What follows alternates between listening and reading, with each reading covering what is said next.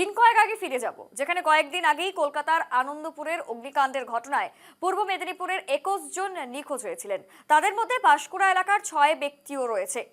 বুধবার পুলিশের পক্ষ থেকে নিখোঁজ পরিবারের হাতে 10 লক্ষ টাকার চেক তুলে দেওয়া হয়। সন্ধ্যায় পাঁশকুড়া থানা এলাকার নিখোঁজ 6 জনের পরিবারকে পুলিশের পক্ষ থেকে 10 লক্ষ টাকার চেক প্রদান করা হলো। উপস্থিত ছিলেন পাঁশকুড়া থানার আইসি রাহুল দেবনাথ, পাঁশকুড়া পঞ্চায়েত সমিতি সভাপতি পম্পা সত্রা রাউত, সেই সঙ্গে সহ সভাপতি সুজিত রায় সহ পঞ্চায়েত সমিতির একাধিক কর্মকর্তা এবং এলাকার বিশিষ্ট ব্যক্তিরা। প্রসঙ্গত, পূর্ব মেদিনীপুরের নিখোঁজ 21টি পরিবারকেই সংশ্লিষ্ট এলাকার থানার মাধ্যমে এই চেক তুলে দেওয়া হয়। নিখোঁজদের পরিবারের হাতে তুলে দেওয়া হলো অর্থ সাহায্য।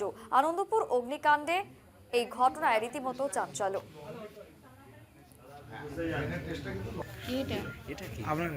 আনন্দপুরে যে অগ্নিকাণ্ড ঘটেছে তাতে ভয়াবহ ক্ষতি আমাদের পাঁশকুড়া সহ পার্শ্ববর্তী তমলুক থানা, ময়না থানা, নন্দকুমার, সুতাহাটা মিলে 21 জন যারা আজ অবধি মিসিং হয়ে আছে।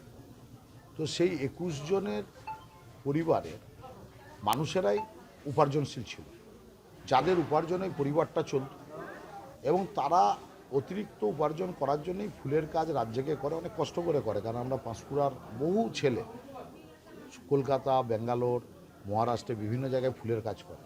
তো আমরা জানি তারা অনেক কষ্ট করে, তারা খালি উপার্জন করে পরিবারকে সচ্ছল রাখার জন্য তারাই এই কাজটা করে।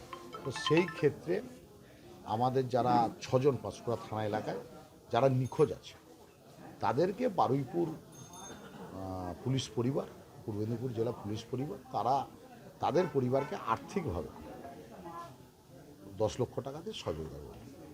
ডিএনএ টেস্ট চলছে, সেই ডিএনএ টেস্টের একটু সদূরপ্রসারী সময় লাগে।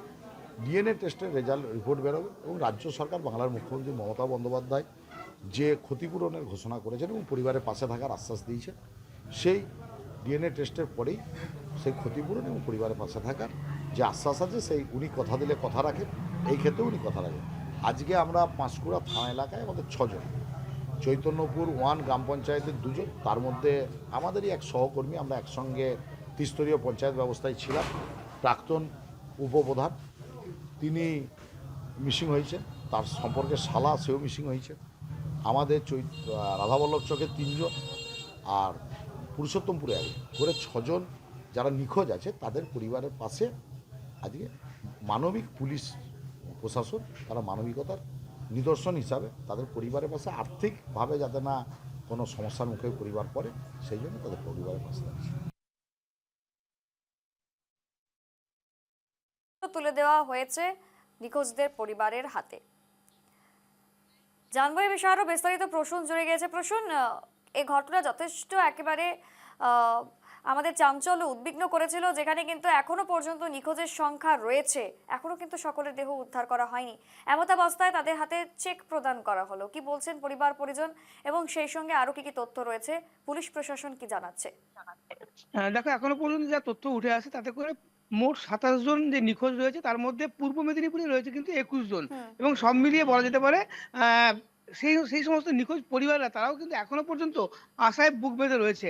তারাও কিন্তু তাদের মহিলা বা বাড়ির অন্যান্য পরিজনরা তারাও কিন্তু এখনো পর্যন্ত তার নিকট যে আত্মীয় তারা ফিরে আসবে সেই আশায় কিন্তু এখনো বুক বেঁধে আছেন। তবুও তার মধ্যে গতকাল পুলিশ প্রশাসনের পক্ষ থেকে একটা দাবি করা হয়েছে যে তাদের পক্ষ থেকে লক্ষ টাকা করে তুলে দেওয়া হচ্ছে। এবং মূলত গতকাল যে পূর্ব মেদিনীপুরের পাঁশকুড়া থানা, তমলুক থানা, ময়না থানা এবং নন্দকুমার এবং সুতাহাটা, এই 5টা থানা এলাকার মোট 21 জন নিখোঁজ রয়েছে, এবং তাদের পরিবারকে 10 লক্ষ টাকা করে পুলিশ প্রশাসনের পক্ষ থেকে, অর্থাৎ থানা থেকেই, এবং অন্যান্য নেতৃত্ব যারা আছেন, বিশেষ করে পূর্ব মেদিনীপুরের তৃণমূল কংগ্রেসের যে সহসভাপতি সুজিত রায় তিনি ছিলেন, এবং অন্যান্য স্থানীয় নেতৃত্বদের উপস্থিতিতে টাকা তুলে দেওয়া হয়, এবং পরিবারের সেই সমস্ত লোকজন তারা কিন্তু টাকাটা নেয়। কিন্তু একটা প্রশ্ন আবার উঠে আসছে বা বিতর্কের দানা বেঁধেছে যে এই টাকাটা কে দিচ্ছে। যদিও সংবাদ মাধ্যমের মুখোমুখি হয়ে বলা হচ্ছে যে বারুইপুর পুলিশ যে পরিবার তাদের পক্ষ থেকে তুলে দেওয়া হয়েছে এই টাকা। মূলত 5-5-10 লক্ষ টাকা তুলে দেওয়া হয়, 2টি চেক, অর্থাৎ প্রতিটি জনকেই 5-5-10 লক্ষ টাকা করে মোট 10 লক্ষ টাকা চেক তুলে দেওয়া হয়। তবে মজার বিষয় এটাই যে 2 জন, অর্থাৎ মোমো কর্তৃপক্ষ এবং অন্যদিকে যে প্যান্ডেল কর্তৃপক্ষ যে গঙ্গাধর দাস, যিনি দুজনেই ধৃত বা অ্যারেস্ট হয়েছে, তাদের সই করা এই চেক কিন্তু দেখতে পাওয়া গেছে।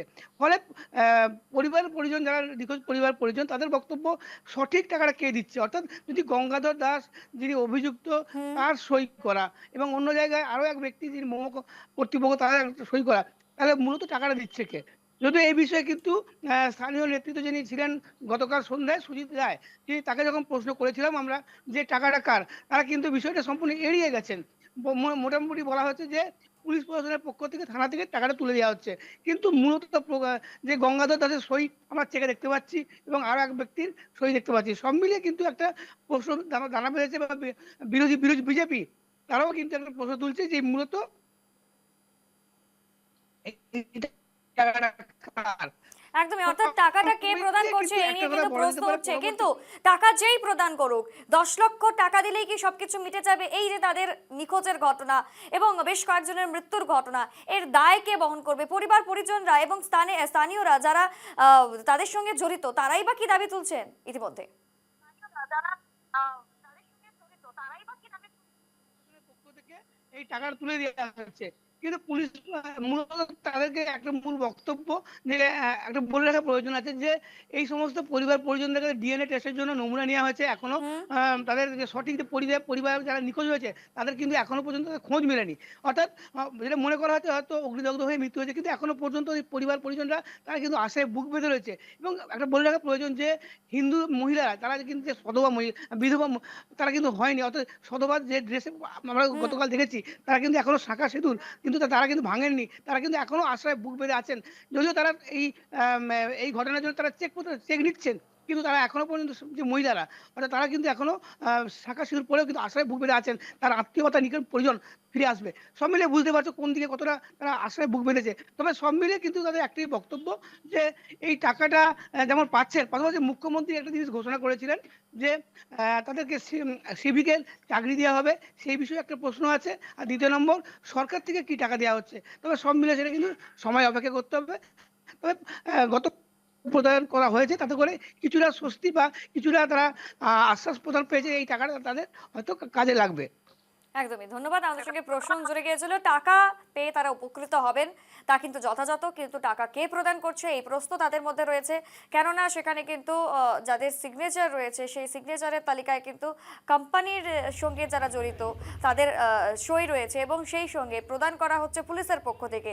অর্থাৎ পুলিশ প্রশাসন এই টাকা প্রদান করছেন নাকি কাদের পক্ষ থেকে এই টাকা প্রদান করা হলো সেই নিয়ে তারা প্রবল সংশয় রয়েছেন। এবং দ্বিতীয়ত, তারা কিন্তু এখনো আশায় বুক বেঁধে রয়েছেন যারা নিখোঁজ তারা শীঘ্রই ফিরে আসবেন। কবিতা ঘোড়া